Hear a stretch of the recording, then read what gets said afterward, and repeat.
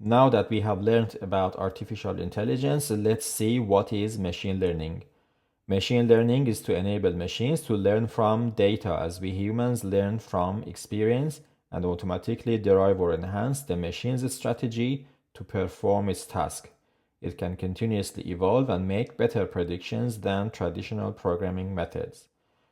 For example, a rainfall prediction application would require a complex program without machine learning, but with machine learning, the system would evaluate weather data to determine which conditions produce rain and make successful predictions. Arthur Samuel defined machine learning as the field of study that gives computers the ability to learn without being explicitly programmed. A more sophisticated definition of machine learning was given by Tom Mitchell as a computer program is said to learn from experience E with respect to some class of task T and performance measure of P if its performance at task T, which is measured by P, improves with the experience E. So let's have a look at an example. Imagine that we want to create a machine learning model that can tell us whether emails are spam or not spam.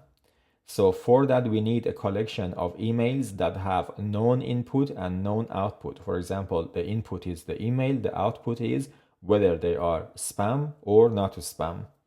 We need a large number of these collections and we call that an experience. Then we give this collection of emails that we already have and we call it experience to the model. And by looking at that, the model will train itself. And then it will perform the task that we call T. So if we give the model a new email, the task will tell us whether that email is a spam or not. So if we give, for example, 1000 emails to the model and the model tells us that 700 of those emails are spam, but in fact 900 of them are spam, the performance is, for example, 700 out of 900. Then we tweak some parameters and we feed the email collection or the experience back to the model, and then the model trains itself, and again it gives us a new output. So if we give it 1000 new emails, again next time it may tell us that 850 of those emails are spam when the expected is 900, and then we will say that the loss or the difference between the expected output and the actual output is satisfactory. For example, 50 is negligible in our use case, and that is the performance that we talk about.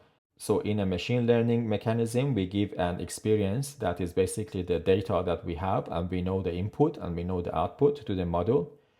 Model trains itself to do a task that we call task T, and then we measure the performance with a measure which is P in this example, and then we repeat this until that performance is satisfactory. In this table, you can see further examples of the application of machine learning. For example, in image classification use case, we can provide the image of a property and the model can tell us whether the property is a house or an apartment. In a speech recognition use case, we can provide a voice audio and the machine learning model can provide the text transcript of that audio.